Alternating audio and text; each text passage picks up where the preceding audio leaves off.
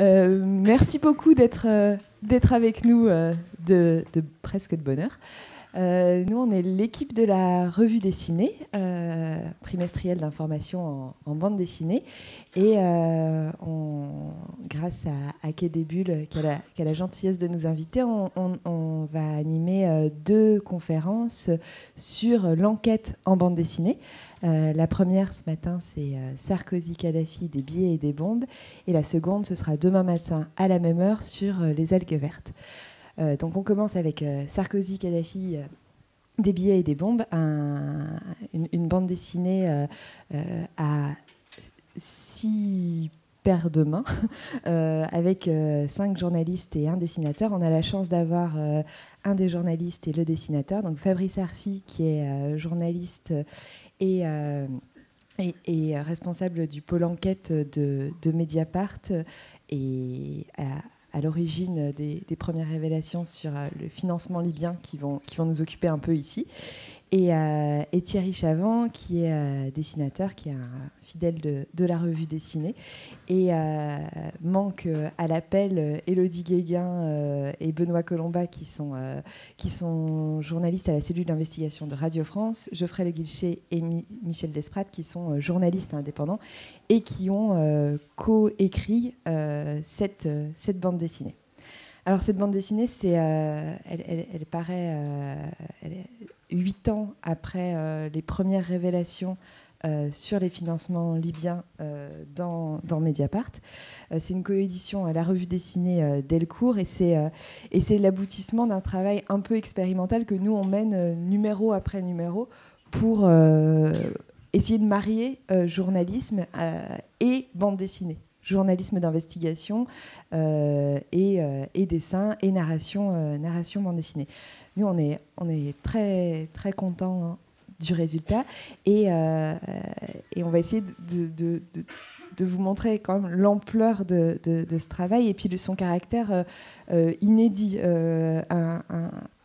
dans le paysage de la bande dessinée et dans le paysage du journalisme. C'était un peu un ovni, cet album. Et alors ça commence par une petite phrase que vous écrivez: c'est toute ressemblance avec des personnes existantes ou ayant existé serait non fortuite. On n'a pas l'habitude de lire ça. C'était important de le noter. Bonjour à tous. Oui. L'un des objectifs de cette bande dessinée, au-delà de l'éventuel plaisir, en tout cas on espère, pour ceux qui l'ont lu ou vont la lire, c'était de défendre l'idée qu'il n'y avait pas une goutte de fiction dedans. C'est-à-dire que le médium de la bande dessinée permettait de donner une nouvelle voix, une nouvelle couleur à cette histoire qui, pour plein de raisons et pour plein de personnes, peut paraître complexe, vue de loin, à certains égards vieille, dure à comprendre. Voilà. Donc, avec la bande des scénaristes, on n'était pas trop d'abord de 5 pour raconter cette histoire monstrueuse, à tous les sens du terme, même shakespearienne à certains égards. On a brisé un peu une espèce d'idée du loup solitaire, du journaliste dit d'investigation, moi qui est, à titre personnel, un terme que je récuse totalement. Je ne suis pas journaliste d'investigation, je suis journaliste d'information, bien qu'il y ait d'un côté un journalisme d'information et de l'autre un journalisme de commentaire, et puis il peut même y avoir des porosités entre les deux, chacun fait bien ce qu'il veut, mais on fait de l'information. Et quels que soient nos cheminements professionnels, nos parcours, tu l'as dit, Benoît et Élodie sont dans France.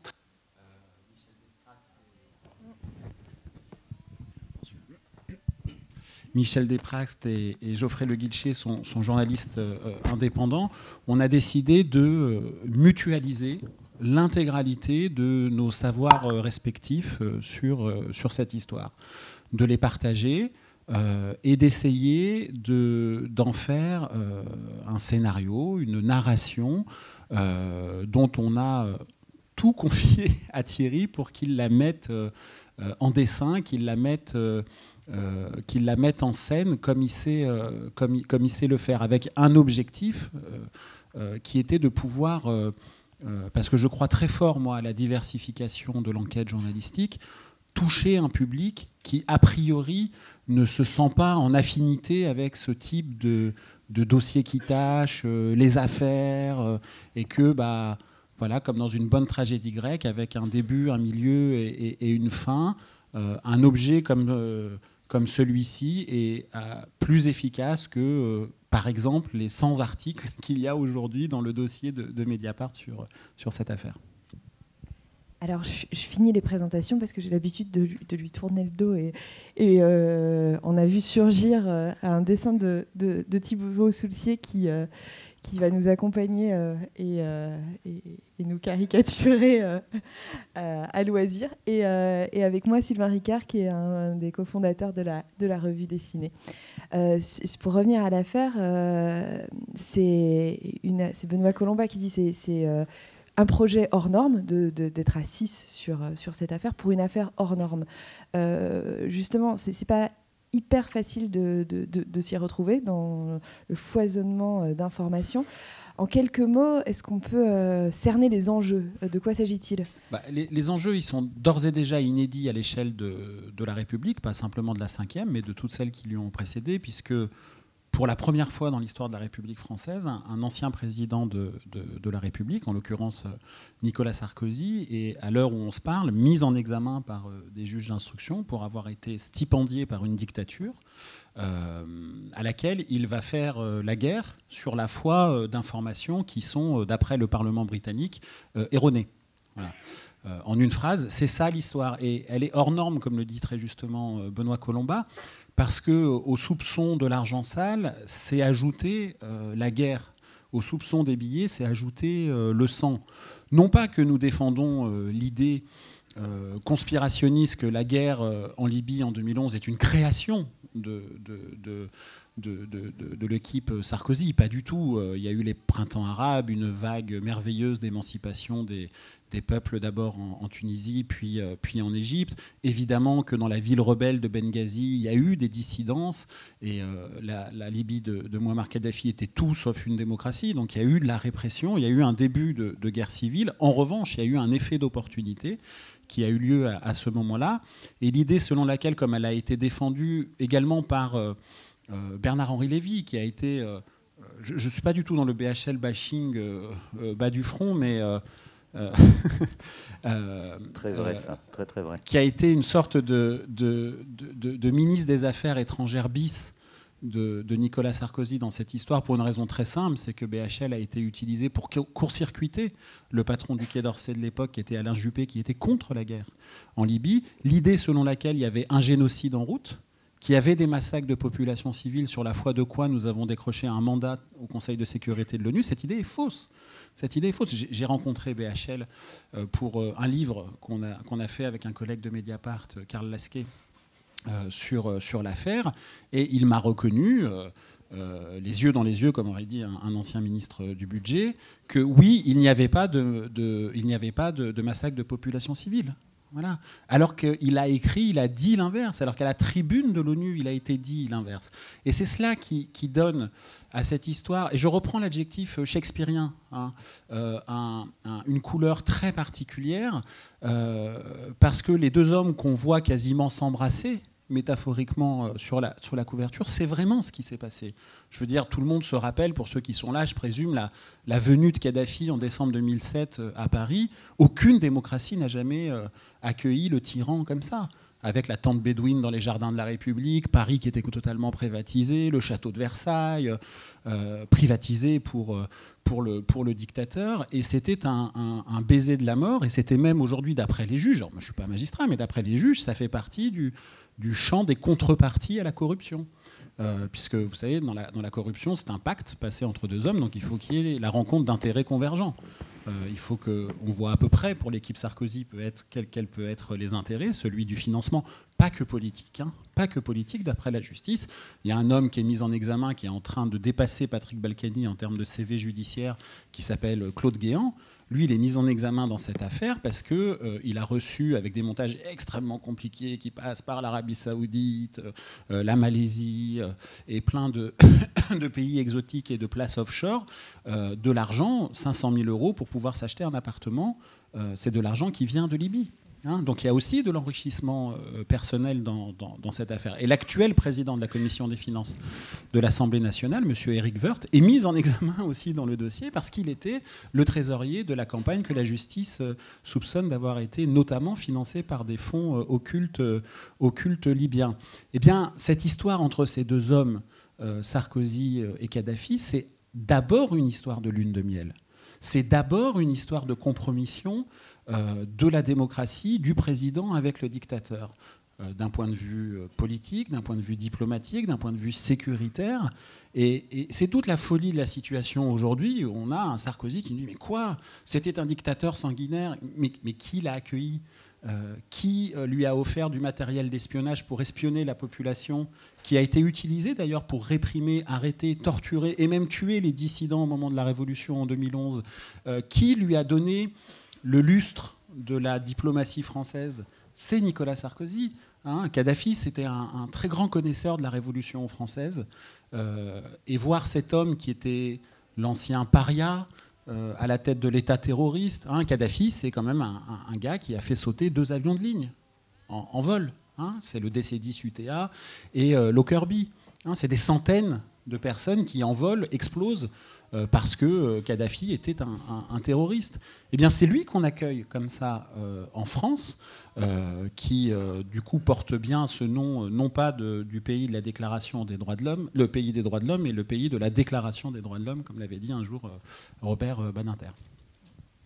On le voit, c'est très complexe, c'est très compliqué. Il y a énormément de choses qui s'imbriquent les unes dans les autres. Il y a l'enquête de Mediapart, de la tienne et celle de Karl. Il y a celle de Benoît Colomba et Élodie Guéguin, celle de Michel et de Geoffrey. Comment est-ce qu'on fait pour se dépatouiller de tous ces éléments, de toutes ces informations, pour arriver à faire un livre qui soit cohérent, qui puisse se lire relativement facilement en 200 pages ? C'est une question peut-être pour vous deux, parce que je pense qu'il y a eu un travail d'abord de scénario pour vous accorder les uns avec les autres au niveau des journalistes. Et puis surtout Thierry, on a vu une image de Thibault, là, effectivement, Fabrice est arrivé avec des milliers et des milliers de pages d'informations. Comment est-ce qu'on se débrouille avec tout ça ? Techniquement, ils avaient formé un pool où chacun travaillait les parties qu'il maîtrisait. C'est ça, tu me coupes, Fabrice, si j'ai une connerie.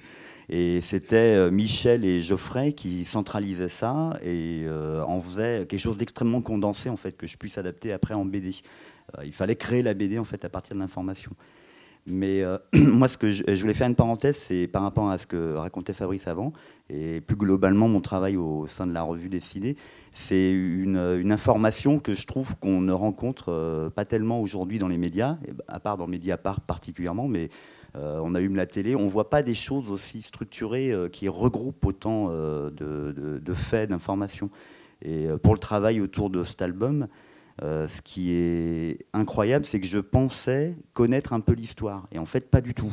C'est quelque chose qui accumule des tas de strates de faits et qui est extrêmement cohérent. Après le travail de la mise en BD, il était génial parce que j'ai pu faire tout ce qui se fait en BD aujourd'hui. C'est-à-dire autant des schémas qui permettent d'expliquer des trucs très complexes que des scènes d'action qui ont eu lieu.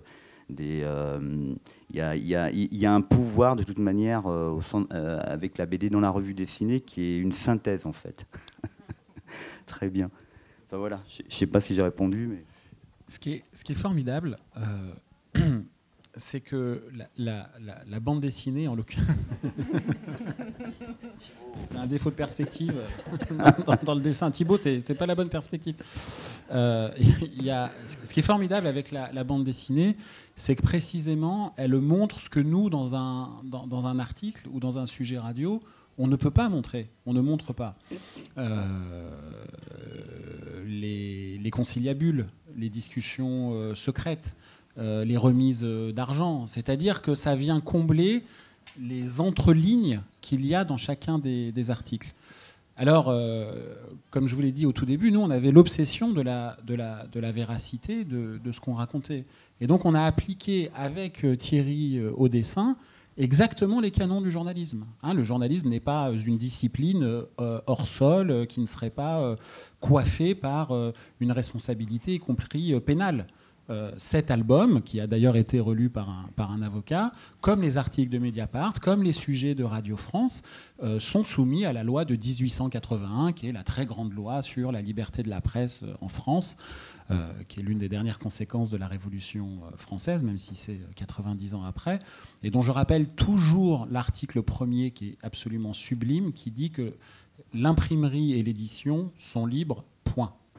C'est-à-dire que c'est l'une des très rares lois du corpus législatif français qui n'a pas, vous savez, le sauf d'exception tout de suite. C'est-à-dire la dérogation qui permet de contourner le principe général qu'on vient d'édicter. Bon, bien tout ça, il y a des règles. Cet album peut être poursuivi devant un tribunal correctionnel. Enfin, bon, le délai de 3 mois pour le faire a été dépassé. Mais il aurait pu.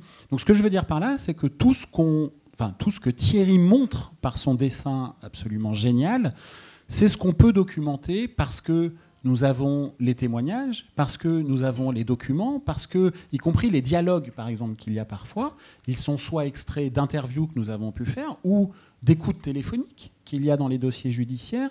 Il n'y a pas de citation inventée. Donc on a mis, y compris, ça Thierry pourra vous le raconter, sur comment ils étaient habillés, à quoi ressemblent. Oui, d'ailleurs il y avait des documents que tu m'avais transmis sur une soirée chez Takieddine qui étaient assez inouïs comme ça. Oui, ça c'était des détails par contre qui m'ont énormément servi parce qu'on passe par l'image. Et autant on peut recréer des scènes, autant il y a des trucs documentaires qu'il faut avoir. Il ne faut pas se tromper. Après, il y a aussi l'atout du dessin, je trouve, c'est qu'on peut évoquer quelque chose sans rentrer dans trop de détails. On évoque une scène, on ne va pas se focaliser sur des trucs. Donc ça, il y a une recréation à partir de faits, en fait. Oui, c'est ça. C'est comme une bonne série Netflix, en fait. Il y a plein de saisons dans cette histoire. Celle de la lune de miel, le moment où tout craque, celle du déclin, de la chute, avec des personnages secondaires très forts dont tu as évoqué l'un des noms, ce qu'on appelle pudiquement un intermédiaire. C'est les personnes qui ne sont dans aucun organigramme de la République à qui on confie la part maudite de notre démocratie, qui font la diplomatie occulte, qui font les financements, qui font le travail que certains industriels n'ont pas le droit de faire.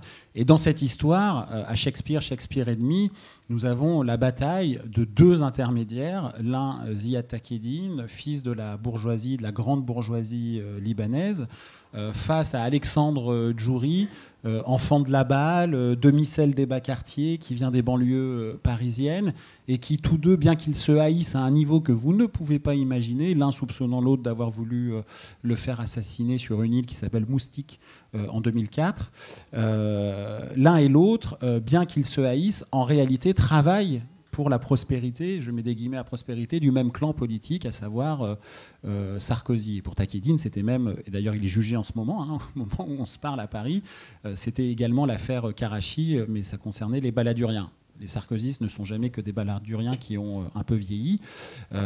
Et cet homme a été le fil rouge d'une histoire de la droite française de ce point de vue-là. Et un peu de la même manière que Nicolas Sarkozy disqualifie cette histoire en disant mais le Kadhafi était un dictateur fou, sanguinaire. Il dit mais Takieddine c'est un escroc. Mais c'est pareil. Qui partait en vacances sur son bateau, sur son yacht? Qui était reçu dans son hôtel particulier qui confine au palais, puisqu'il l'a toujours, avenue Georges Mandel à Paris, dans le 16e, juste à côté du Trocadéro? Qui lui a confié une partie des contrats de la République? Qui lui a confié la diplomatie française vis-à-vis de la Libye? Eh bien, c'est l'équipe Sarkozy. Nous n'avons pas inventé les photos de Brice Hortefeux en vacances avec femmes et enfants sur le yacht de Takieddine. Nous n'avons pas inventé les photos de comment il s'appelle, Jean-François Copé, nageant dans la piscine de Ziad Takieddine juste avant de devenir ministre du budget laquelle piscine appartient à un complexe au Cap d'Antibes qui est une fraude fiscale, ça a été jugé comme tel, qui n'est pas déclaré au fisc. Donc nous avions littéralement le futur ministre du budget qui barbotait dans la fraude fiscale du marchand d'armes. Voilà. Et donc nous, par les faits, par le dessin et sa puissance, comme tu disais, l'ellipse, l'évocation, montrer des scènes qui relèvent littéralement de la série. Hein. Il y a des scènes d'exfiltration, par exemple, quand on découvre que le directeur de cabinet de Mouammar Kadhafi, qui s'appelle Béchir Saleh, qui est recherché par la Libye, libéré par la guerre, il y a une notice rouge d'Interpol, c'est-à-dire un mandat d'arrêt international qui le vise, et on découvre que cet homme vit en France, il est protégé par l'administration française, celle de Nicolas Sarkozy, et alors que Mediapart vient de faire des révélations au mois d'avril 2012 sur le dossier, les services secrets français, en la personne de Bernard Squarcini, qui était un peu le chef de la brigade du chef sous Sarkozy, c'était le patron de ce qu'on appelle aujourd'hui la DGSI, avec l'intermédiaire dont j'ai parlé, Alexandre Joury, ont organisé et financé la cavale de l'homme qu'ils auraient dû arrêter. Et c'est une scène qui, ça rejoint ce que tu dis, de mon point de vue, peut-être je me trompe, mais aurait dû faire l'ouverture de tous les journaux, des matinales, du 20h. Vous vous rendez compte ? La France exfiltre l'homme qui est au cœur des secrets financiers de l'affaire probablement la plus importante que la République ait connue, alors qu'ils auraient dû l'arrêter, et ça passe voilà, comme un jet privé qui s'en va très vite. Ouais, je précisais juste pour cette scène, c'est un truc effectivement, on dirait une scène de film, c'est au pied de la tour Eiffel, sur le champ de Mars. Il y a le chef des services secrets, je ne sais plus, un des gros pontes en tout cas qui est là, qui... Joury accompagne son copain qui veut le faire exfiltrer, il rejoint en courant ce chef de la police en fait, et tout ça, ça ressemble vraiment à un truc de... Ouais, c'est ça, un film, quoi, avec un décor de dingue. Ça, je me suis vraiment amusé à découvrir. Alors, pour l'anecdote, ça a pu être documenté, ce qu'on le dit, on ne sort pas de notre chapeau, ça a pu être documenté parce que, ce qui manque pas de sel, parce que grâce à la téléphonie, à ce qu'on appelle les fadettes. Les fadettes, c'est les factures détaillées de vos téléphones portables. Donc c'est avec qui vous êtes en conversation, combien de temps, etc. Mais c'est surtout où vous êtes. Hein. Vous savez qu'un téléphone portable, il y a des bornes dans les villes. Donc ça vous permet, par des phénomènes de triangulation, de savoir exactement où vous vous situez quand vous passez un coup de téléphone. Et donc pour cette scène... Très bon. Oui, bah là, c'est... Un jour, à Mediapart, on avait appelé Sarkozy un homme en bande organisée. Voilà. Donc je pense qu'un jour, sincèrement, les historiens regarderont ce quinquennat avec sérénité, mais inquiétude. Parce au moment où on se parle, on a une trentaine de personnes qui sont au-delà de lui-même, qui est déjà renvoyé dans 2 affaires, Big Malion et l'affaire Paul Bismuth. Vous savez, c'est avec les téléphones portables où il se comportait comme un dealer de The Wire, l'ancien président avec son avocat. Il y a une trentaine de personnes qui sont aujourd'hui mises en examen et ou condamnées dans des affaires financières commises quand ils étaient sous l'autorité de l'ancien président. Alors, Thierry, quand tu reçois tout ça et que tu barbotes pas, mais tu plonges dans cette affaire, qu'est-ce que tu ressens ? Une immense panique, parce que je ne m'attendais pas à une information aussi énorme. Enfin, il y a beaucoup de choses. Et puis surtout, il y a une mise en place qui est quand même assez complexe. Fabrice vient d'en parler. Il y a la documentation, il y a la réinvention aussi, le découpage, le fait de faire une BD, quoi. Faire une BD de trucs. Alors, il y a des choses faciles, comme ce que disait Fabrice, c'est des scènes qui existent, mais il faut quand même les storyboarder, les mettre en place et tout. Et puis il y a d'autres choses qui sont plus du domaine du symbolique. Par exemple, il y a une séquence où, à un moment donné, Kadhafi a pris une importance dingue et a gêné les gouvernements. Ça, Fabrice pourra peut-être mieux l'expliquer que moi, mais visuellement, j'ai représenté un Kadhafi géant qui marche dans le désert, qui devient gigantesque, qui gêne tout le monde, en fait, qui traverse même la couche d'atmosphère pour foutre en l'air un satellite de télécommunication qui est l'une des choses qui gênent en fait les autres États et en partie l'État français. Mais voilà, il y a une espèce de... Voilà, il y a plein de choses symboliques comme ça qui sont assez drôles à représenter et qui, pour moi, font partie de la force de la BD. C'est qu'on ressent immédiatement un sentiment, quelque chose par rapport à ce qu'évoquent les journalistes, en tout cas, l'information même. Tu parles de symbolique et de différentes manières de dessiner les choses. On voit sur les pages souvent ce petit personnage orange. Là. Vous pouvez nous dire qui c'est et à quoi il sert? Oui, alors ça c'est une super astuce. C'est Franck Bourgeron, donc l'autre associé de la revue dessinée, qui est lui-même auteur de BD et qui avait eu cette idée qui était géniale. C'est la voix des journalistes, c'est la voix de la totalité, de la synthèse en fait. Il nous explique ce qui se passe. Et ça c'est vraiment un atout majeur dans ce livre parce qu'il intervient. Et c'est très drôle, c'est un gimmick en fait. Il est soit tout petit dans une poche, il se balade, il espionne, il commente, il arrive avant, pendant ou après. C'est une interruption. Pour moi, c'est l'information en fait. C'est ce qu'elle devrait être. C'est une petite synthèse, une petite explication de texte. Il est très important dans l'histoire. Et il est très important juridiquement. Cette espèce de Jiminy Cricket. Oui, c'est vrai. J'oubliais. C'est la voix intérieure des 5, c'est que par ailleurs, mais c'est pas que juridique, c'est aussi, il arrive pour dire attention, un tel dément ça, un tel dit que ça s'est pas passé comme ça, et même si d'après les juges d'instruction, il y a, je ne vais pas vous assommer de juridisme, mais un faisceau d'indices graves et ou concordants qui justifie la mise en examen. Quand il y a une mise en examen, c'est parce que des juges estiment qu'il y a, selon le code de procédure pénale, un faisceau d'indices graves et ou concordants. Et c'est parce qu'on est mis en examen qu'on est présumé innocent. C'est quand on est mis en cause qu'on est présumé innocent. Ça veut dire que nous, on ne peut pas présenter des gens comme coupables pénalement des faits. Mais ça ne nous interdit pas de présenter les faits. C'est pas à nous de les qualifier, c'est pas à nous de discuter la qualification pénale. Eh bien, le petit bonhomme à la grosse tête orange arrive aussi pour dire voilà quelle est la situation aussi d'un point de vue juridique entre guillemets dans le dossier pour faire l'espèce de leçon de choses qu'il y a à la fois factuelle comme tu viens de le dire et des enjeux parfois judiciaires qui recouvrent telle ou telle scène. Là, la scène qu'on a là, par exemple, c'est la description.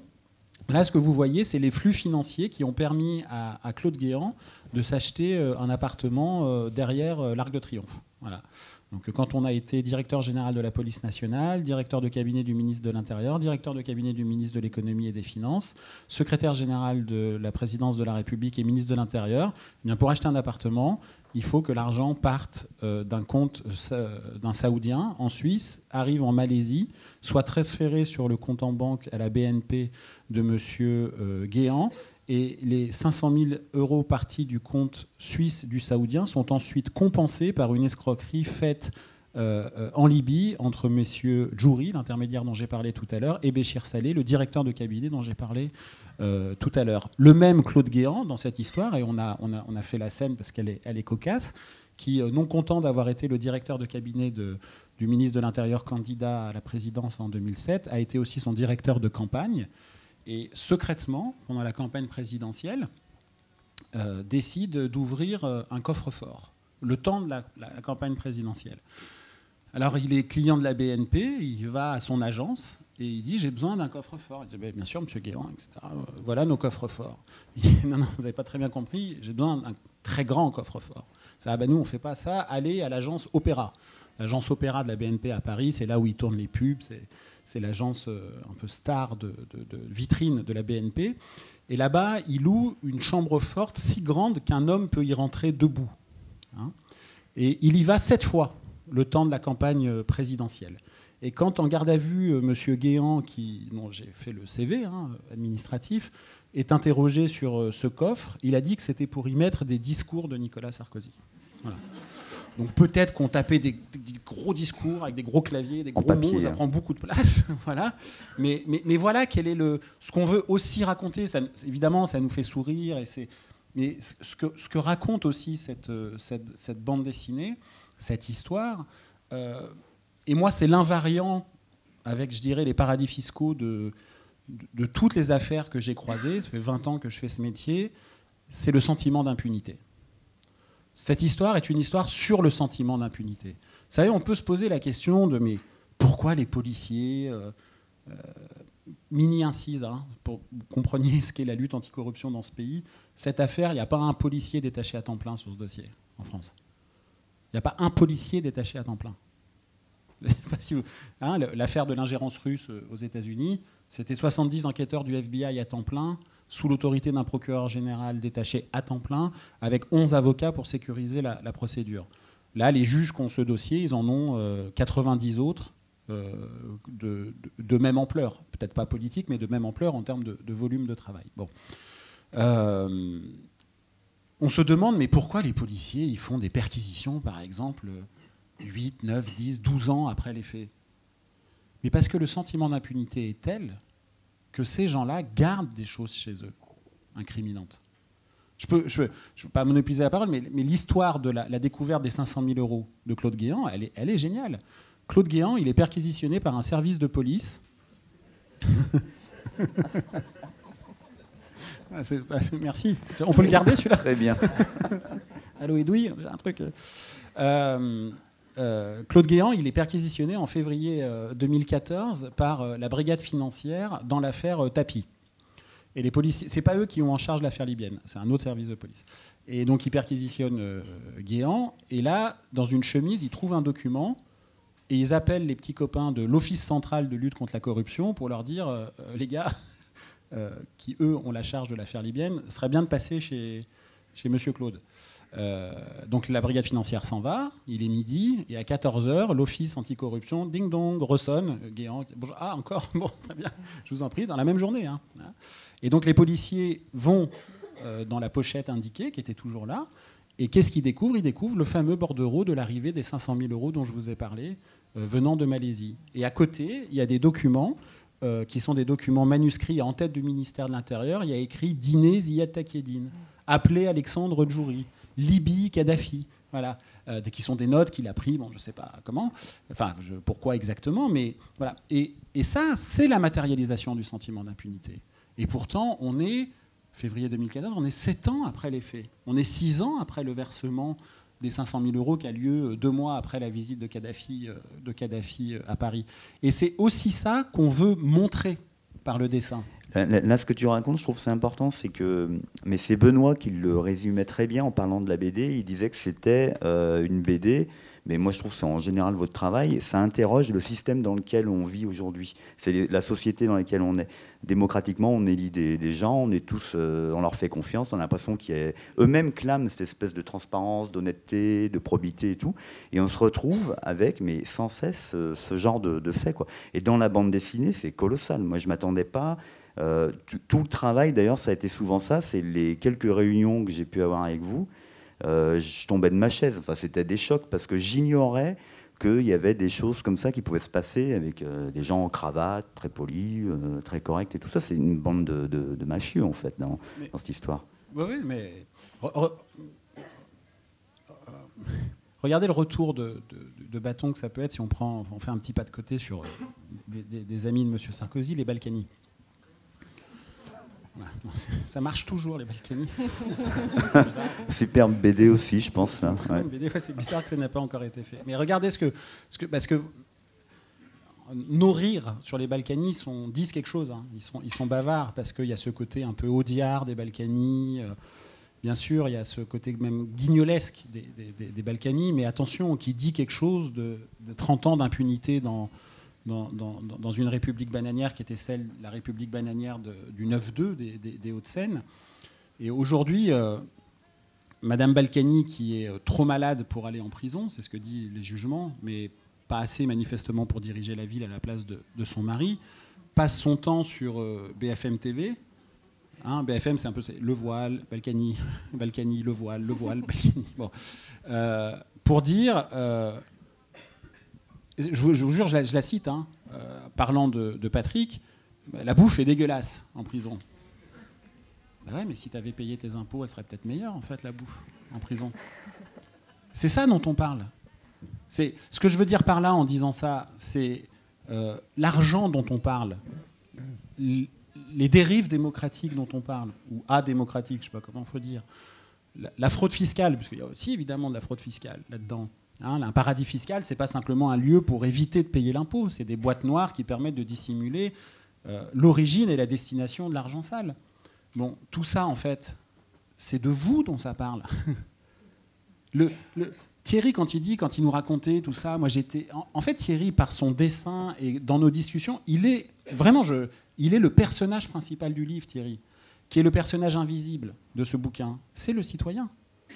La démocratie dont on parle, c'est la vôtre. L'argent dont on parle, c'est le vôtre. La corruption, on a toujours l'impression que les affaires, c'est une sorte de tir au pigeon, des faits divers financiers plus ou moins spectaculaires, avec des gens connus qui parfois s'en sortent, parfois s'en sortent pas, etc. Mais ça a un coût. Je veux dire, ça a un coût. C'est notre rapport à ceux qui nous représentent, le sentiment d'une justice à deux vitesses. Et puis ça a un coût financier. Cet argent, il est pris dans vos poches. L'argent de la fraude fiscale, concrètement, un fraudeur fiscal, concrètement Jérôme Cahuzac, c'est quelqu'un qui rentre dans un hôpital. C'est quelqu'un qui rentre dans un hôpital et qui défonce tout. C'est quelqu'un qui rentre dans un commissariat et qui casse le matériel.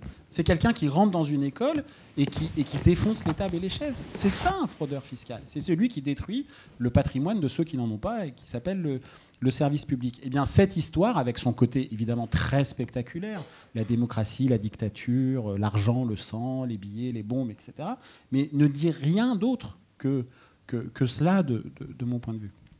Thierry, tu te reconnais dans le citoyen Oui, non, c'est très exactement ça. Les réunions qu'on faisait, moi j'étais... En fait, je crois que le souci, c'est qu'on pense qu'on est informé. Et par les voies classiques, c'est pas possible. La télé, la plupart des journaux, d'ailleurs, il faut le dire. Mais du coup, ouais, à chaque fois, c'est un choc. Et c'est un peu le boulot de Mediapart et de la revue dessinée, c'est de donner une synthèse globale. Je ne sais plus quelle était la phrase. C'est expliquer le monde, en fait. C'est de comprendre les tenants et les aboutissants. Et ce que disait Fabrice là, c'est très très important. C'est vrai qu'aujourd'hui, on nous parle d'une dette, d'un pays en crise, il n'y a plus d'argent en gros, mais là ça coule à flot, il y a des réseaux qui continuent, il y a de l'argent qui est planqué dans des coffres, pas seulement celui de Guéant d'ailleurs, il y en a partout. Et je trouve très utile la BD là-dedans, elle a un très grand pouvoir, c'est qu'en très peu d'images, très simplement, on arrive à comprendre ça. Juste, ouais, pour vous montrer comment on ne veut pas tricher. Là, il y a un bon exemple avec cette planche.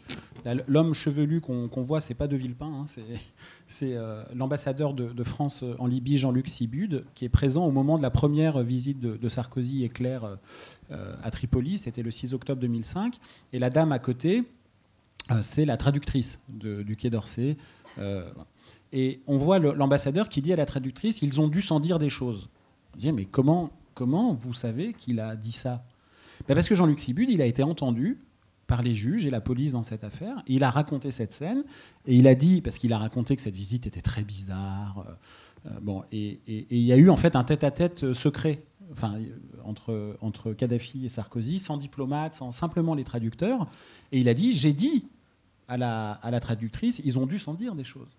Donc ça, on peut tout à fait documenter ce qui vient d'être dit. Et le fait que la traductrice dit « et je suis tenue au secret professionnel », c'est parce qu'elle a confirmé la scène que je viens de vous décrire et qu'elle a dit à l'ambassadeur « je ne peux pas vous dire, je suis tenue au secret professionnel ». Et d'ailleurs, le policier qui ensuite entend la traductrice lui dit « mais est-ce qu'ils ont parlé d'argent, du soutien de la campagne ?» Et elle dit « je suis tenue au secret professionnel, je ne peux pas vous le dire ». Elle me dit « mais vous me le démentez ?» Elle dit « non, je ne vous le dément pas, mais je ne peux pas vous le dire ». Elle dit « mais le secret professionnel, ça marche pour ce qui a été dit, pas pour ce qui n'a pas été dit ». Elle a dit « non, si je commence à… » Voilà. Et donc il y a une scène incroyable, et elle est tout à fait honorable. Hein. C'est tout à fait honorable, son point de vue. Le policier s'énerve un peu en disant « mais quoi, la démocratie corrompue, vous ne pensez pas que c'est plus important que le secret professionnel d'une traductrice ?» Et elle défend son bout de gras, et je pense qu'il faut lui faire crédit de défendre son bout de gras, même si on est très frustré.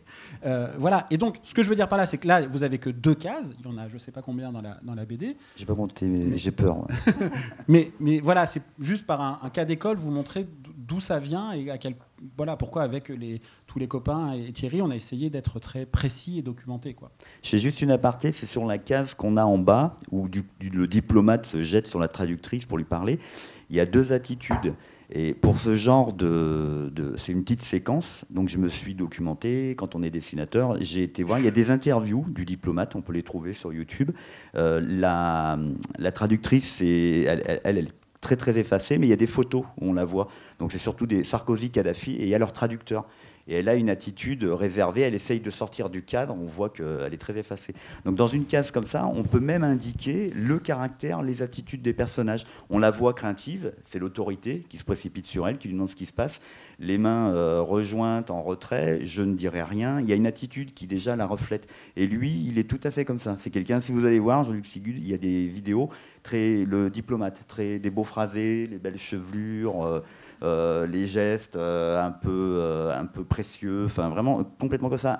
Je pense que c'est quelqu'un qui attaque pas mal, qui essaie de se renseigner, c'est le but de son boulot. Hein. Donc voilà, ça c'est un exemple de documentation pour une petite séquence comme ça. Quand tu reçois toutes ces documentations, tu n'as pas le sentiment à un moment de détenir quelque chose qui est un peu dangereux? Et est-ce que c'est d'ailleurs pas un sentiment que vous avez, les journalistes, quand vous travaillez sur ces choses-là, d'être un peu suivi, d'être un peu écouté, d'être un peu en danger finalement? Est-ce qu'il n'y a pas un risque finalement à travailler sur ces... Alors peut-être moins effectivement réaliser la bande dessinée en tant que dessinateur, mais est-ce qu'en tant que journaliste, il y a un risque que vous calculez, qui est mesuré, qui est réel? Moi j'essaie de toujours tenir les deux bouts là-dessus, c'est que fut-elle de faible intensité, nous sommes dans une démocratie, nous ne sommes pas en Russie, nous ne sommes pas au Congo, nous ne sommes pas dans plein d'autres pays où enquêter met votre vie en péril. Pour autant, il y a un rapport d'un certain nombre de pouvoirs, et de ce point de vue-là, Sarkozy et Macron se ressemblent beaucoup vis-à-vis de la presse, qui est pas super rassurant. De fait, on a été cambriolé à Mediapart, on a été espionné, ça a été raconté par le Canard enchaîné et dans un livre sur Bernard Swarsini, qui est celui qui a organisé la cavale du directeur de cabinet de Kadhafi.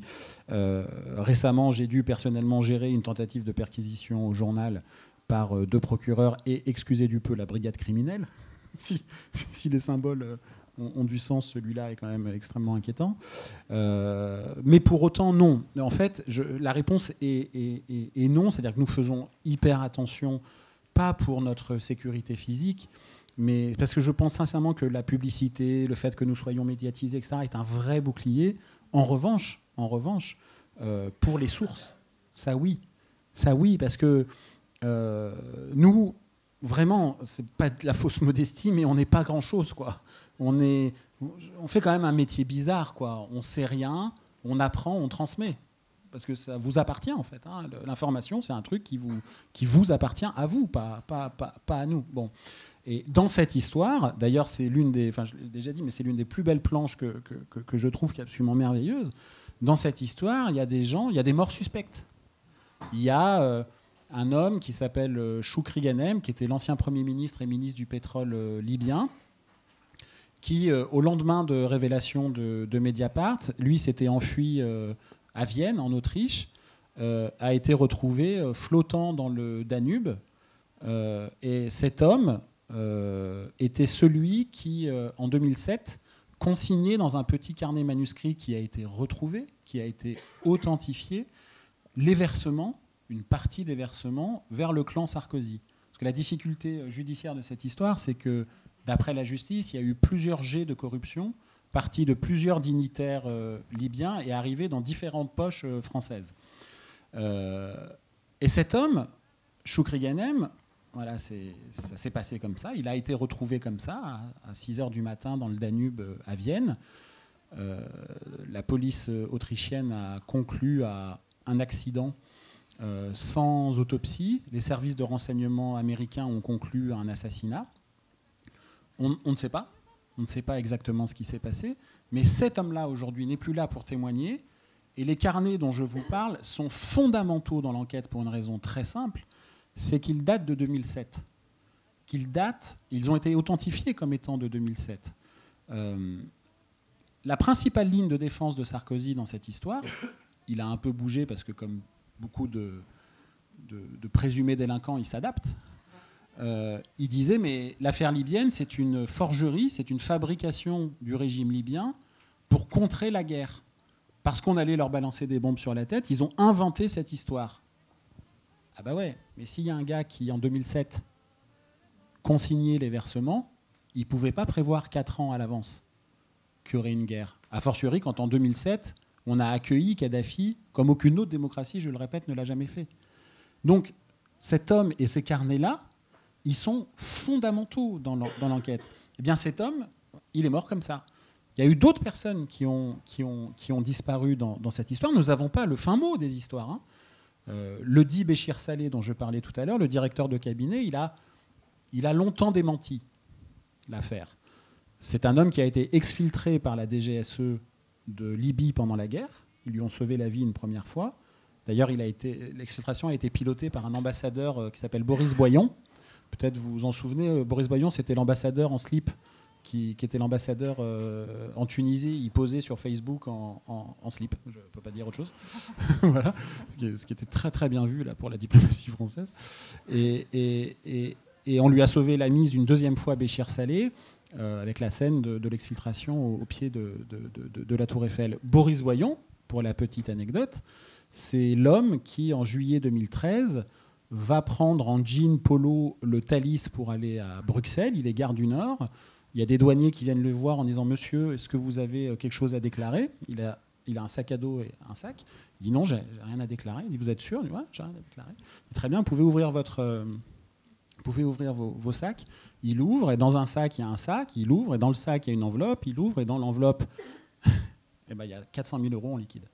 Voilà, en grosse coupure. Des billets neufs dont les numéros se suivent. Voilà ce dont nous parlons. Et d'ailleurs, à la fin de la BD, nous avons mis, je ne sais plus, une trentaine de documents authentiques, de documents qui ont permis, on en a des centaines, des milliers de documents, mais une trentaine signifiants, pour montrer que tout ce que vous venez de lire repose sur des faits concrets. Et il y a notamment la photo des billets de Boris Boyon qui ont été pris par les douaniers. Et puis on voyait tout à l'heure, il y a quand même une part de mise en scène. On voyait Cécilia Sarkozy en super héroïne, le bras levé dans le ciel avec sa cape. Ça, c'est le moment où le dessinateur n'en peut plus de ces personnages et décide de faire n'importe quoi. En fait, ça c'est pareil, c'est pendant les... là, on entend Fabrice donc évoquer plein de choses, et dans mon boulot, mais même pour vous, je pense dans la salle, ça évoque des images. Il y a des choses qui se créent. La mort du ministre, ça me paraissait tellement énorme quand ils en parlaient que tout ce qui était autour, ça devenait anecdotique. Enfin, c'est des choses qui s'y rapportent. Mais la BD permet justement de mettre en énorme cette mort qui a une espèce d'apax dans l'album, hein, c'est un sommet, et de synthétiser l'idée, l'effet que ça fait. Et pour l'héroïne de Cécilia Sarkozy, là, c'était, elle a écrit un bouquin, je sais plus, ils en parlent dedans, c'est très drôle, où elle a pris très au sérieux son rôle. En fait, elle a été instrumentalisée volontairement ou involontairement, on n'arrive pas à savoir, mais l'idée c'est ça. Et c'était, je sais plus, c'était Michel ou Geoffrey qui en parlait. Sur les infirmières bulgares. Voilà, ouais, elle a été sauvée, les infirmières bulgares. En fait, la petite histoire, c'est ça. Et en fait, bon, la procédure avait déjà été lancée avant. Il y avait eu tout un travail diplomatique pour les sauver. Ça allait se faire, et Sarko a compris l'opportunité d'utiliser cet événement, et il a envoyé Cécilia pour des raisons, alors, entre eux, la remettre en avant, tout ça. Du coup, en BD, c'est très simple. On l'habille en superwoman d'opérette, et puis voilà. Et du coup, toute cette séquence ridiculise et donne à réfléchir sur ce qui s'est réellement passé à cette époque-là. Et vis-à-vis de l'ensemble des personnages, parce que, enfin, je dis des personnages, c'est au casting, donc on a ces intermédiaires dont on parlait, Takedine, Djouri, il y a des grands industriels, il y a Sarkozy, Hortefeux, Eric Woerth. C'est un casting quand même incroyable. Quelle relation tu avais avec ces personnages? Parce qu'il faut quand même que tu les dessines sur des planches et des planches. Ouais, mais non, mais ça, par contre, ça m'a posé En fait, c'est en écoutant les journalistes travailler, en lisant, en mettant en scène les trucs, au bout d'un moment, c'est vraiment un dégoût, quoi. C'est des personnages assez épouvantables. Alors c'est le problème, c'est le fameux, c'est Fabrice qui le dit très bien, c'est le tous pourri. Il faut essayer de modérer cette idée-là, parce que sinon la classe politique en général est évacuée. Il y a très probablement des gens honnêtes parmi eux. Mais là, en tout cas, pour ces personnages-là, ouais, ils sont assez infects. Et il y a, en plus, ils ont chacun leur personnalité. Il y a des Guéant, qui est une espèce de type assez flippé, angoissé, tout en faisant, en agissant voilà, de manière atroce. Et en gros, pour résumer, ils sont tous plus atroces les uns que les autres. Et finalement, le seul que j'ai fini par trouver sympathique, c'est le petit bonhomme orange. Je le trouve hyper cool, ce gars. Voilà. Et heureusement qu'il est là. On l'écoute, on le suit. Il est... ouais. Non, c'est une histoire terrible. Sur les personnages, il y en a un qui est secondaire tout en étant fondamental. Parce qu'au miroir de sa relation avec la République française, pas avec la République française, avec le clan Sarkozy, dit beaucoup de l'histoire et de son cynisme terrifiant. Il s'appelle Abdallah Senussi, c'est un Libyen, c'est le beau-frère par alliance de Kadhafi, et c'est le chef du renseignement militaire. C'est lui qui a acheté le matériel d'espionnage du net libyen dont je vous ai parlé tout à l'heure, vendu avec l'accord du ministre de l'Intérieur de l'époque en France, qui était Nicolas Sarkozy. Et cet homme est l'un de ceux qui est soupçonné par la justice française d'avoir envoyé de l'argent en 2006 et 2007 au clan Sarkozy, avec un objectif non seulement étatique, mais personnel, puisque les deux étaient liés. L'homme dont je vous parle, Abdallah Senussi, il a été condamné par la Cour d'assises spéciale de Paris en 1999 pour avoir été l'organisateur de l'attentat du DC-10 UTA, qui est un avion qui a explosé au-dessus du désert du Ténéré. Il y a eu 170 morts, dont 54 Français. Il n'y a évidemment pas un seul survivant. Et depuis 1999, cet homme, qui a été condamné à la réclusion criminelle à perpétuité, est visé par un mandat d'arrêt international. Qu'est-ce qu'on découvre dans cette affaire ? On découvre que, avant que Sarkozy fasse le premier voyage dont on a vu la planche tout à l'heure en octobre 2005, Claude Guéant s'est rendu en voyage exploratoire en Libye, à Tripoli. D'ailleurs, c'est Takedine qui a organisé tous les voyages. Et Takedine, contrairement à Djouri, c'est un besogneux. Il fait toujours des brouillons des lettres qu'il fait, il garde des trucs manuscrits, etc. Et nous, la découverte de l'affaire libyenne, c'est quand on a récupéré une copie du disque dur de Ziad Takedine. Et dedans, on a découvert, en fait, voilà, une réalité de la version, de la relation Sarkozy-Kadhafi. Bon. Bien, Guéant, quand il est en Libye, en septembre, il rencontre secrètement à Tripoli, sans diplomate, sans garde du corps, sans traducteur, sans officier de sécurité, sans ambassadeur, qui ? Abdallah Senussi. Avec qui ? Ziad Takedine. Que tous les trois. Il est le directeur de cabinet du ministre de l'Intérieur d'un homme qui est recherché par la justice française depuis 1999 pour avoir commis un attentat sur un avion.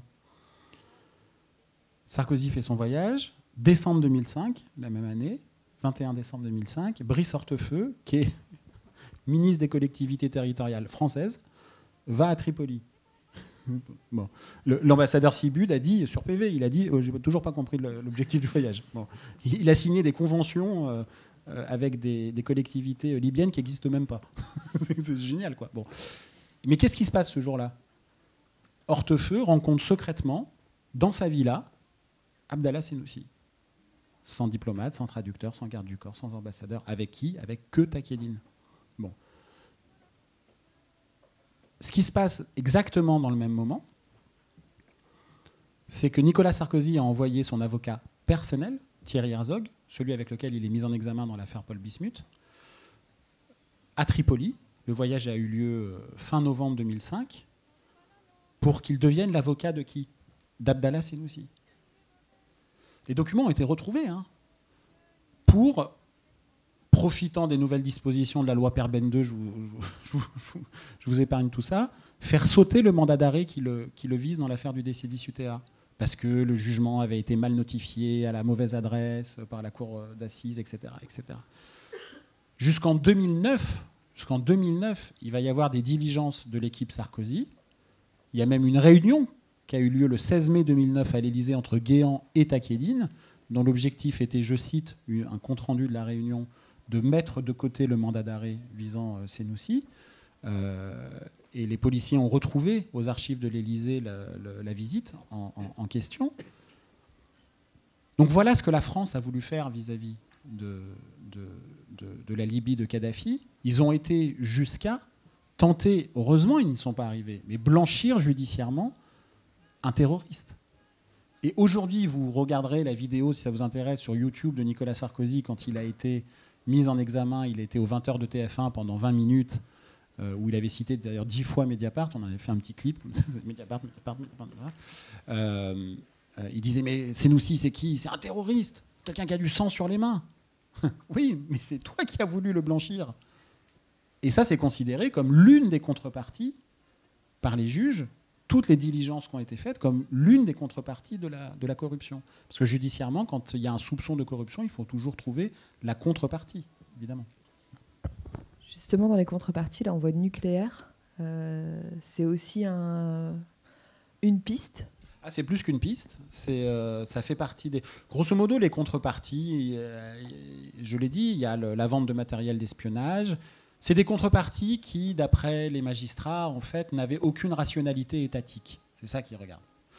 Et donc, il y avait la vente de matériel d'espionnage, il y avait tenté de blanchir Senoussi, il y avait la visite de décembre 2007, qui était une sorte de remboursement symbolique présumé.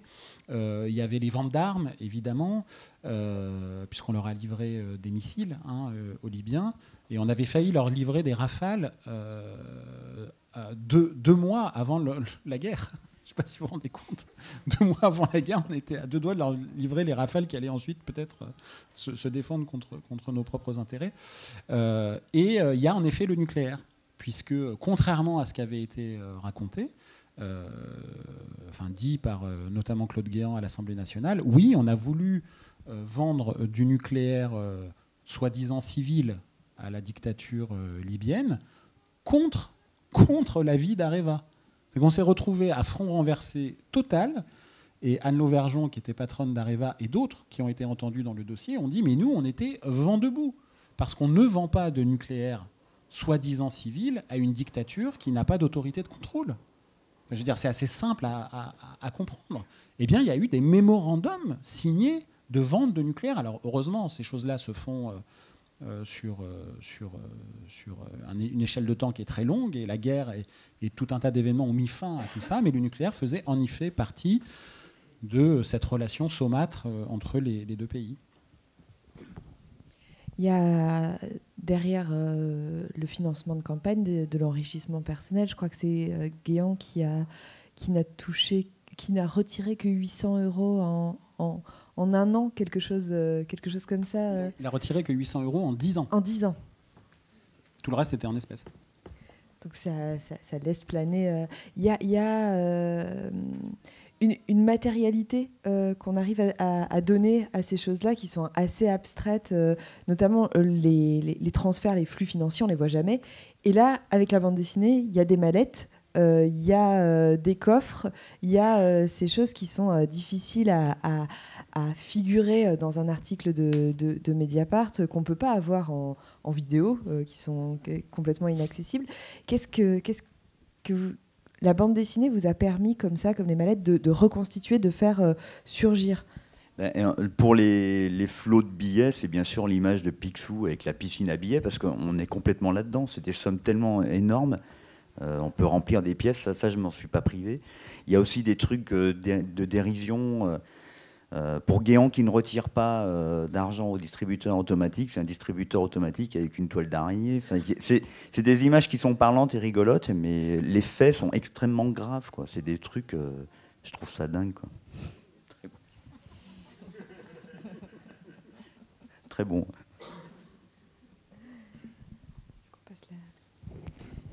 Est-ce qu'on passe là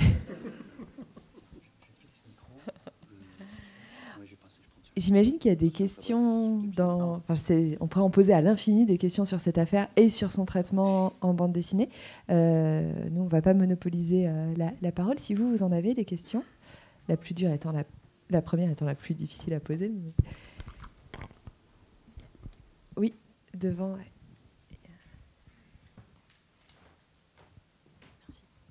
Moi, j'ai une question pour Monsieur Arfi.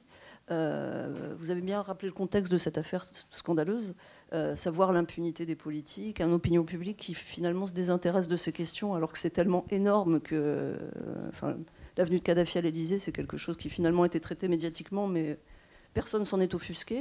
Peut-être du fait que, comme vous le rappeliez, les chaînes info s'intéressent à des polémiques. Je voudrais savoir, vous avez énormément publié dans Mediapart sur cette affaire. Je voulais savoir ce que vous attendiez en fait d'une parution en BD. Moi, ce que j'attends, je serais plus, comment dire, moi, je suis un sombre optimiste. C'est-à-dire que je ne suis pas sûr que l'opinion se désintéresse. D'ailleurs, la salle est pleine. Ici, à chaque fois qu'on a fait des conférences, en fait, je parie pas sur le désintérêt des citoyens. Je parie sur, et ça va répondre à votre question, je parie sur la difficile accessibilité à ces histoires. Et je pense que quand on prend les citoyens pour ce qu'ils sont, c'est-à-dire des adultes, et pas pour des enfants, comme les principaux concernés par ces histoires-là. Vous savez, moi, ce qu'on appelle les affaires, je me suis spécialisé dans les affaires, la lutte contre la corruption, quoi. Bon. Pour moi, les affaires, enfin, pardon, je répète toujours la même chose, comme on fait plein de conférences. C'est comme, vous savez, quand on met des voitures avant de les commercialiser, on les fabrique, on fait des crash tests. Vous savez, vous avez déjà vu les vidéos où on envoie une bagnole contre un mur avec un mannequin dedans. Bon. Ben pour moi, les affaires, c'est un crash test à l'échelle d'une démocratie. Et le mannequin, c'est nous. Et on essaye de tester la carrosserie de nos institutions, de nos lois, de notre classe politique, même si c'est un terme que j'aime pas beaucoup, la classe politique, parce qu'il y a des politiques. Bon. C'est comme les médias, ça n'existe pas, il y a des médias. Bon. Notre propre citoyenneté. Et pour répondre à votre question, pour moi, une BD comme ça, c'est simplement un autre véhicule d'accessibilité pour un public qui n'est pas forcément le public naturel qui lit ces histoires-là. Au-delà du plaisir, parce que par ailleurs, au-delà évidemment il y a aussi une dimension, on espère, l'indignation, c'est une forme de plaisir coupable aussi, parfois. Mais voilà ce que j'attends d'une BD comme celle-là, et c'est pour ça que le travail de la revue dessinée et la façon dont il y a ce mariage entre le journalisme d'information et la bande dessinée est un vecteur absolument merveilleux pour faire la pédagogie de ces histoires. Et puis après, si tu me permets, c'est le travail de la revue dessinée, c'est ce que dit Fabrice, c'est très juste, c'est-à-dire qu'il faut multiplier les médias par rapport à ces histoires-là, il faut les raconter. Et la BD, je trouve qu'elle a un condensé, une synthèse, qui est, en tout cas pour le lecteur, même pas BD, je trouve. On a un lectorat là-dessus qui est assez diversifié, qui est très intéressant. Ça permet une assimilation très rapide. Et du coup, ça s'éclaire toutes les... En ce moment, il y a l'affaire Karachi, donc il y a le jugement de cette affaire-là. Elle est beaucoup plus compréhensible, je trouve, en ayant ce bouquin-là en tête, parce qu'il y a des tas de rouages, de clés qui permettent, du coup, en lisant, survolant des articles aujourd'hui, on comprend beaucoup mieux toutes ces histoires-là. C'est juste, oui, un autre des médias nécessaires à la compréhension, en fait. Est-ce que du coup, je rebondis, puis est-ce que vous avez vu l'efficacité, parce que ça fait un petit moment qu'elle est sortie, ça fait plusieurs mois, vous avez fait plein de conférences, plein de dédicaces, est-ce que vraiment ça marche, cette accessibilité via la bande dessinée? Est-ce que vous avez eu des moments ou des retours qui vous montrent que ça permet de toucher des gens qu'on n'aurait pas touchés avec d'autres langages? Et là, on répond non.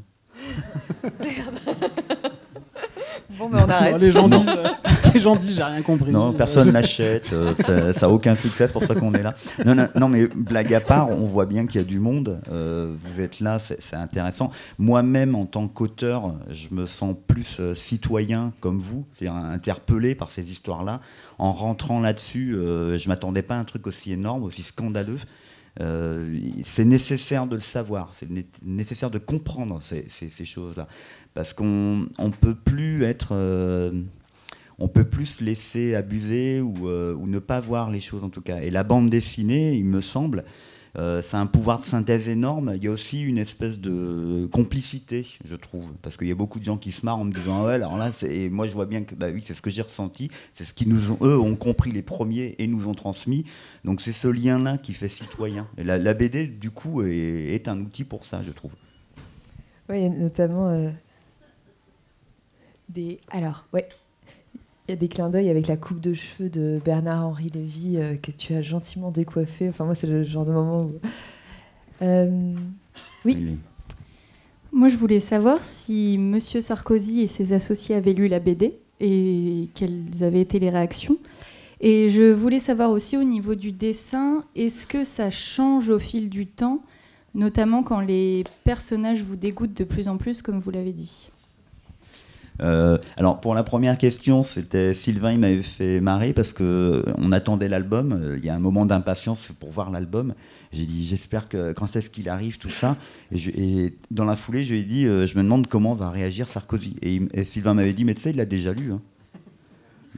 Il avait déjà eu tous les documents dans tout le monde. Et pour le second truc, je pense qu'il y a dans la BD, c'est possible, il y a une évolution dans les dessins, c'est-à-dire qu'ils sont de plus en plus méchants et grimaçants, mais je crois que Thibaut est plus fort que moi là-dessus, sur les caricatures. En quelques coups de trait, il sait très bien les signaler.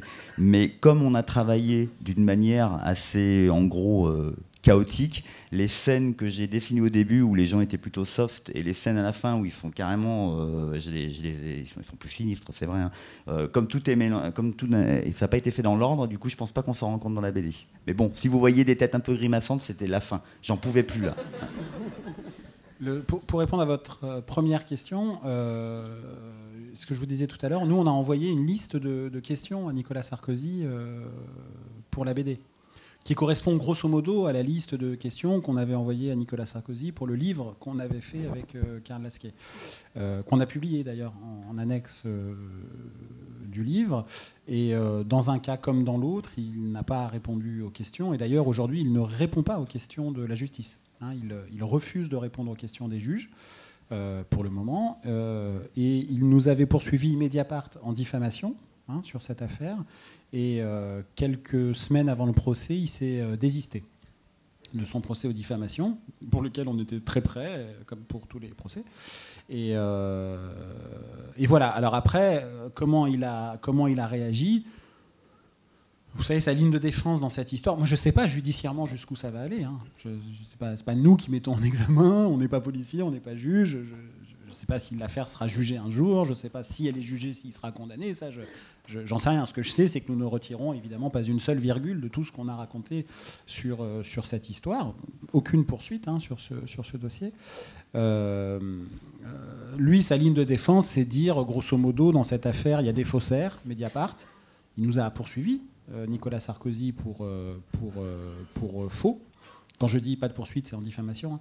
Il nous a poursuivis pour faux et usage de faux, parce qu'on avait publié un document dont M. Sarkozy a dit qu'il était faux. La justice, par 3 fois, à l'instruction, à la cour d'appel, à la cour de cassation, la plus haute juridiction française, a fait litière de ses arguments. Il a perdu 3 fois. La justice a dit le document publié par Mediapart n'est ni un faux intellectuel, ni un faux matériel. Donc chacun conclura ce qu'il est, ce document. Il dit ce sont Mediapart faussaires, les kadhafistes des dictateurs sanguinaires. J'ai raconté qui les a le plus légitimés sur la scène internationale, et les intermédiaires, et notamment Takedine, escrocs, fous, et j'ai dit aussi.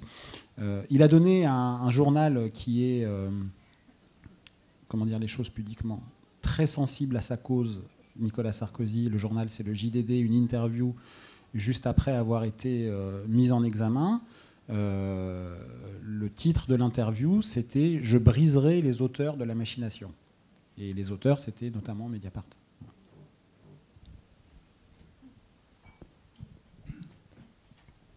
Est-ce qu'il y a d'autres questions? Oui, là au milieu. Est-ce que vous pouvez relever la main? Ouais. Bonjour, merci déjà à la revue dessinée pour tout ce que vous faites généralement.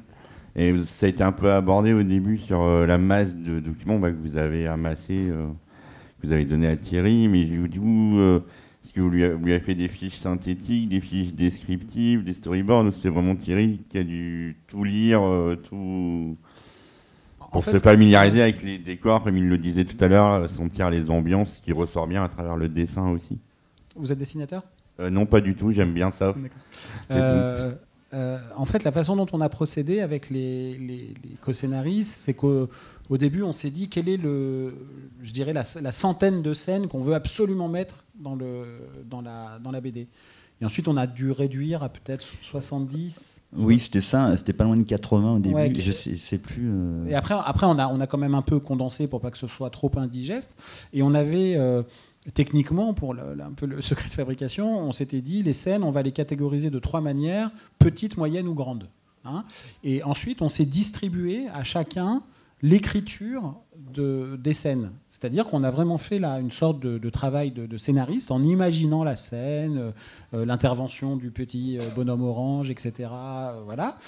Ensuite, on partageait, celui qui avait charge de faire cette scène-là, l'a partagé avec les autres auteurs, qui disaient non, mais là, tu te trompes, en fait, c'est pas ça, mais là, peut-être on peut faire mieux que ça, etc. Et ensuite, on donnait à Thierry. Et Thierry revenait en disant, mais ça marche pas, votre machin, etc. Et après, il avait évidemment une liberté totale, je parle sous ton contrôle, mais une liberté totale, ensuite, de réinterpréter, de rescénariser au besoin et évidemment de dessiner. Donc il y a eu un espèce de grand mécano, même de cadavre exquis d'une certaine manière qui s'est fait, suivant globalement quand même la meilleure des structures narratives depuis très longtemps, qui est la chronologie, même s'il y a parfois des petits allers-retours. Et c'est comme ça que s'est construit la BD. Après, techniquement, ils savent faire un scénario, ils savent écrire et tout. Après, techniquement, la BD, il y a vraiment un travail qui est spécifique que n'ont pas les journalistes. Mais je pense que dans quelques années, il y aura... on voit la revue comment ça évolue. C'est-à-dire que même pour l'album lui-même, on a eu une période où il a fallu s'adapter. C'est-à-dire qu'il n'y en avait pas beaucoup parmi les journalistes qui avaient fait déjà de la BD. Benoît Colombard en avait fait. Geoffrey aussi était un grand fan de ça.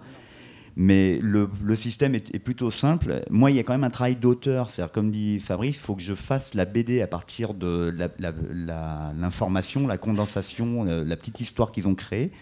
Et donc, du coup, il faut créer un découpage, des scènes, un storyboard. Ça, c'est à moi de le mettre en place. Alors que dans la BD classique, c'est vrai que le scénariste arrive avec un découpage fait, les dialogues, ce qui se passe dans la case. Et moi, je fais juste un dessin. Le texte est prêt à mettre là-dedans.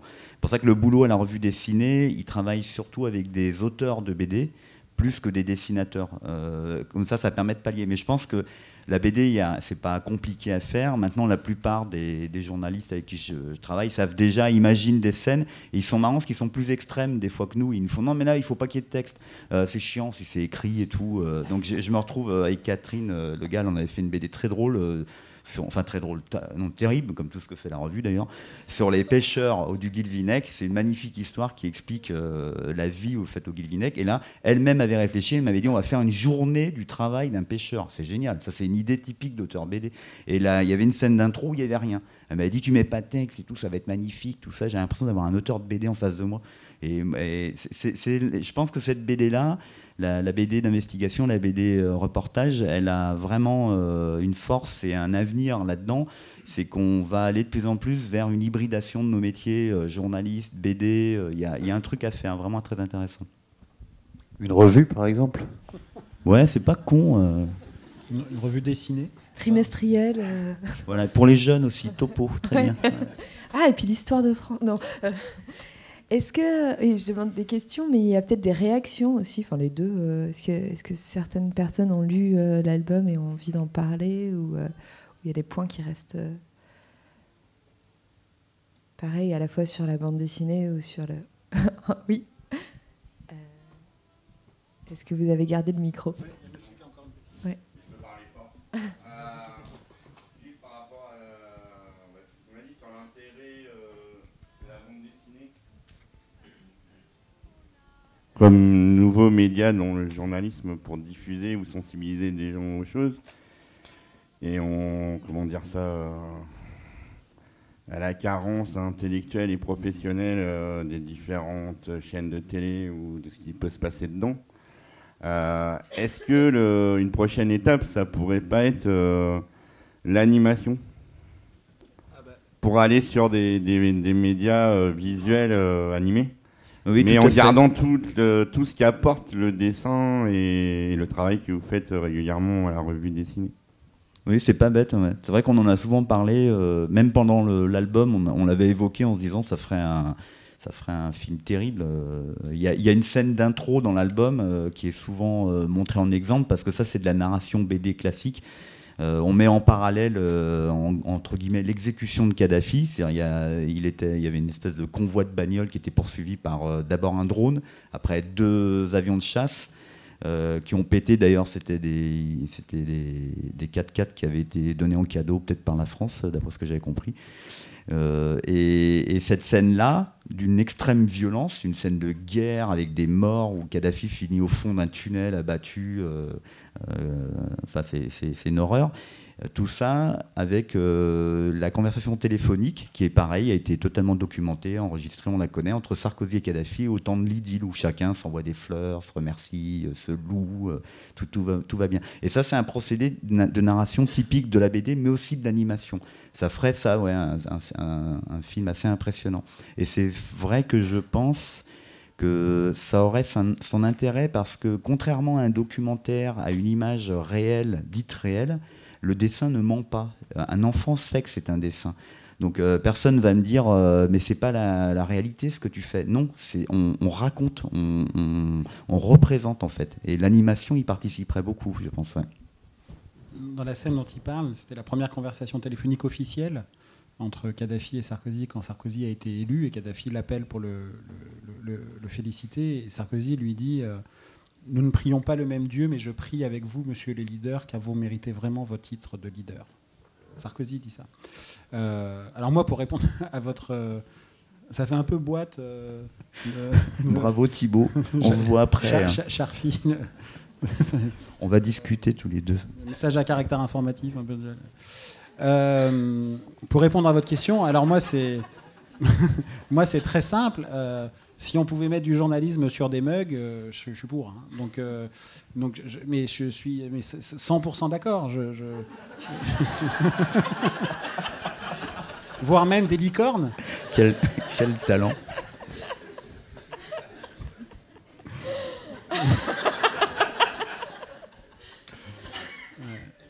Il va me rendre chèvre. Donc oui, pour répondre à votre question, mais complètement, vous avez 100% raison, et je pense que ces questions-là doivent infuser dans l'animation, dans la série, dans le cinéma. C'est le cinéma français, quand même une géographie artistique où la place du journalisme est quasi nulle, à part... peut-être 1000 milliards de dollars avec Patrick Devers, ou alors quand elle est représentée, elle est ridiculisée. Et évidemment qu'il faut nous ridiculiser, la critique des médias, j'ai aucun souci avec ça. Mais dans d'autres démocraties, je pense notamment aux démocraties anglo-saxonnes, sans les idéaliser, on ne prend pas tout d'un bloc, mais le cinéma a montré que le journalisme pouvait être un sujet populaire. Voilà. Et quand je dis le journalisme, hein, c'est pas un truc corporatiste, hein, c'est la révélation des faits d'intérêt public, hein, voilà, vrai et d'intérêt public. Donc oui, 10 fois oui à votre suggestion.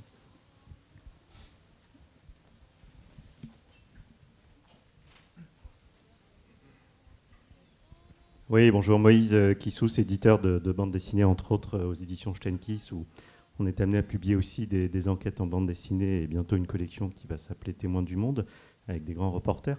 J'étais très intéressé par la question de l'hybridation auteur-journaliste.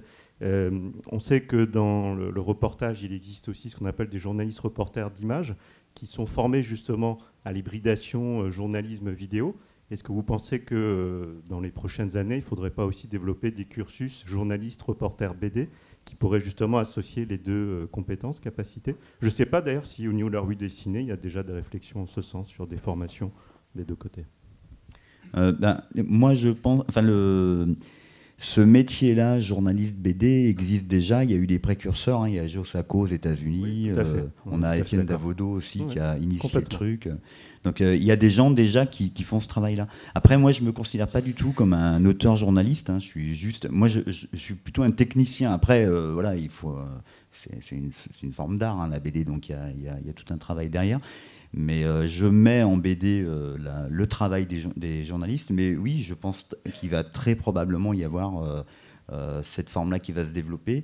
tout dépendra de l'avenir de la revue dessinée, parce que pour l'instant, c'est un peu le fleuron qui est là. Il y a eu vraiment une création. Par contre, c'est peut-être Amélie qui peut répondre. Est-ce que toi, déjà, tu as vu... Il y en a qui travaillent un peu comme ça, déjà? Ouais, alors il y a des...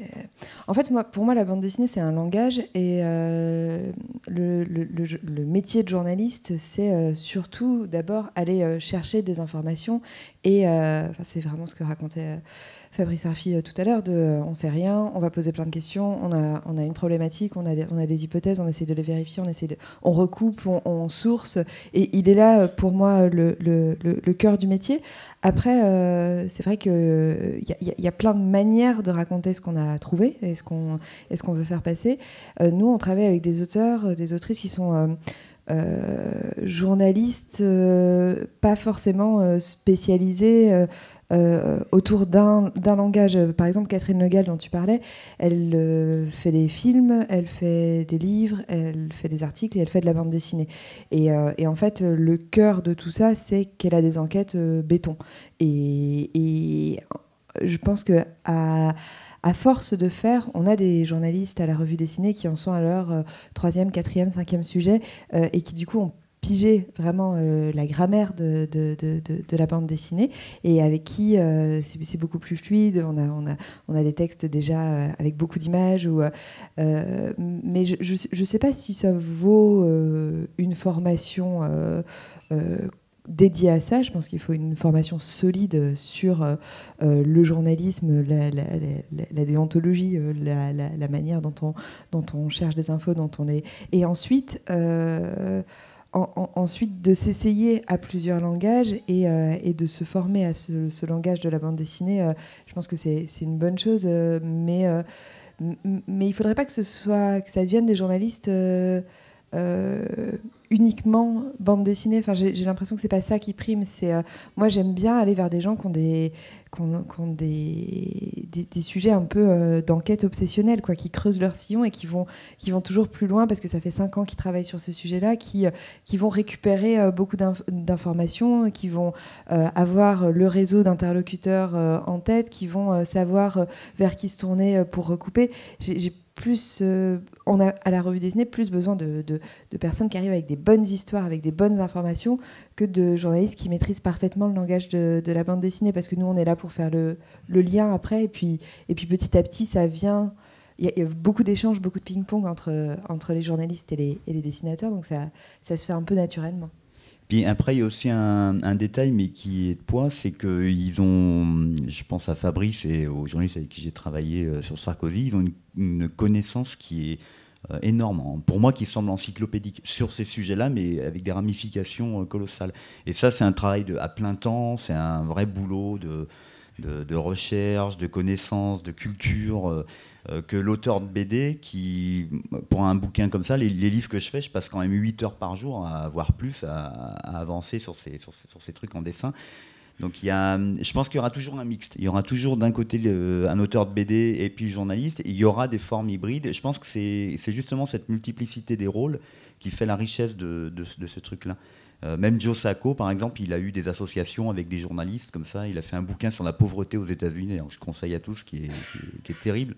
Et là encore, il a eu besoin de cet aspect. C'était un travail qu'avait fait le journaliste sur des années. C'est souvent le truc, c'est des travaux sur des années. Et du coup, c'est plus agréable pour nous, auteurs de BD, de récupérer un travail qui existe, de l'intégrer assez rapidement. En quelques jours, il nous faut un résumé, un truc, et puis de le retranscrire en bande dessinée derrière. C'est plus simple. Mais je pense qu'on aura, franchement, à votre réponse, oui, il va y avoir des gens qui vont intégrer les deux, mais ça existera toujours. Il y a toujours un côté encyclopédique qu'on ne peut pas gérer nous-mêmes en tant qu'auteur. Ou alors, ça sera sur un sujet précis.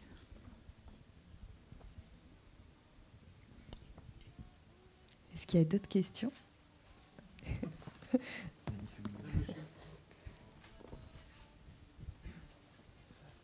Bonjour, j'ai une question qui n'est pas très claire encore dans ma tête. Là, tout à l'heure, vous avez fait allusion au président. Donc Sarkozy, c'est une histoire ancienne dont on parle aujourd'hui. Qu'en est-il de ce qui se passe aujourd'hui? Et est-ce qu'il est possible, pour vous, pour les journalistes, pour la revue dessinée, est-ce qu'il serait possible de parler de choses qu'on ignore, mais qui sont aujourd'hui d'actualité avec nos responsables politiques actuels? Alors, il y a un mot qui résume votre espérance, ça s'appelle le journalisme. Donc, c'est ce qu'on essaye de faire, absolument, de raconter le monde présent tel qu'il est. Nous, on est interdits de futur, les journalistes. Vous savez, les journalistes, les gens qui ont un avis sur tout, mais enfin, surtout un avis qu'on voit à la télé, et qui disent voilà ce qui va se passer, comment ça va se passer, etc. Moi, ça, je ne sais pas faire. On a déjà suffisamment mal à établir ce qui s'est passé et ce qui se passe. Et oui, bien sûr, vous avez raison. Mais moi, je n'ai pas ce rapport-là avec la distance temporelle. Je pense que le passé, même si c'est un passé proche, de 5, 10 ans, après tout, l'affaire dont on parle, c'était en 2006, ça n'est qu'il y a 12 ans, 13 ans. Sarkozy a été président jusqu'en 2012. La guerre en Libye a des conséquences encore aujourd'hui. Encore aujourd'hui. La guerre en Libye a déstabilisé toute la région. Et si on a dû faire la guerre au Mali, c'est parce qu'on a fait la guerre en Libye et que les djihadistes descendaient vers Bamako. Et bon. Donc, moi, je pense qu'on est requis. On est requis comme des espèces d'historiens du temps présent et du temps court, d'instituteurs du réel, je ne sais pas si on peut appeler ça comme ça, de donner aux citoyens les clés de compréhension de leur époque. Alors évidemment qu'il faut aussi le faire sur le temps présent le plus chaud, et la présidence actuelle. Et je travaille pour un journal qui, je crois, essaye, mais on n'est évidemment pas le seul, plein d'autres journaux, de faire ça. Et dans le domaine des affaires, pour prendre que ce domaine-là, qui est très loin d'être un domaine exclusif du journal pour lequel je travaille et d'autres journaux, mais les histoires notamment de Alexandre Benalla, comment le président de la 6e puissance mondiale est tenu par un homme de 27 ans, pour résumer, c'est très actuel. C'est très actuel. Et on pourrait en citer 1000 autres, mais celle-là, titre personnel, m'intéresse tout particulièrement. Voilà, donc bien sûr, vous avez tout à fait raison. Et on peut d'autant plus le faire, ce que vous dites, et tenir cette promesse-là, si on a, je le crois fondamentalement, une presse indépendante, qui n'a pas de fil à la patte. Je veux dire capitalistique, industriel, publicitaire, de subsides gouvernementaux.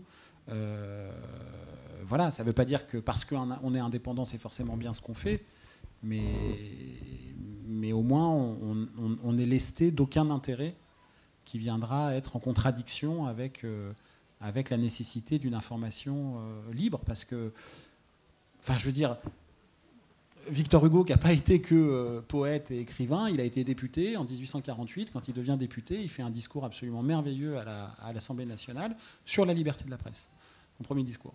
Et il dit que la liberté d'informer et le droit de vote sont les deux facettes d'une même pièce, et que si vous n'avez pas et l'un et l'autre, vous n'avez pas la République, vous n'avez pas la démocratie. C'est assez simple à comprendre. Le droit de vote sans la liberté de la presse s'appelle la Russie de M. Poutine. La liberté de la presse sans le droit de vote, ça s'appelle Monaco.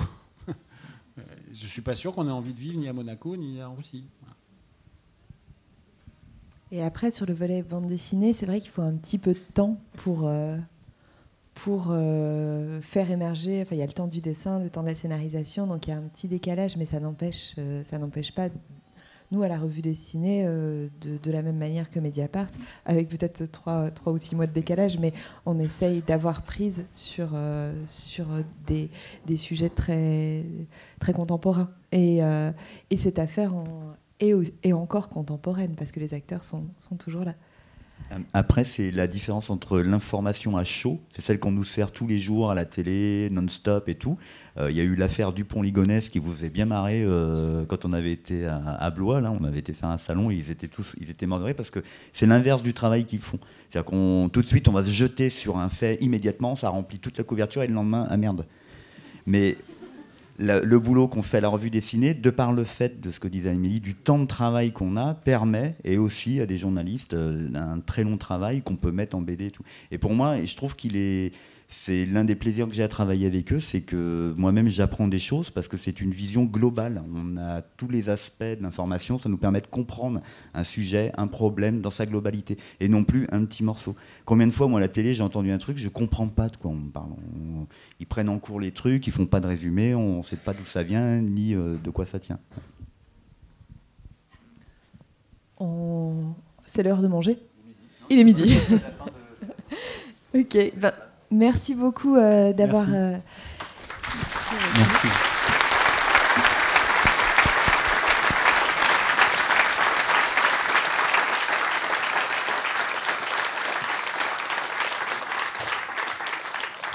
Alors, vous pouvez retrouver Fabrice et Thierry en dédicace cet après-midi sur le stand de Delcourt, à partir de 17h, je crois. Oui, 17h. Et vous trouvez aussi là-bas la revue dessinée. Et demain matin, on va parler des Algues Vertes, le 2e album d'enquête en bande dessinée publié par la revue dessinée Delcourt. Merci, et merci à vous deux.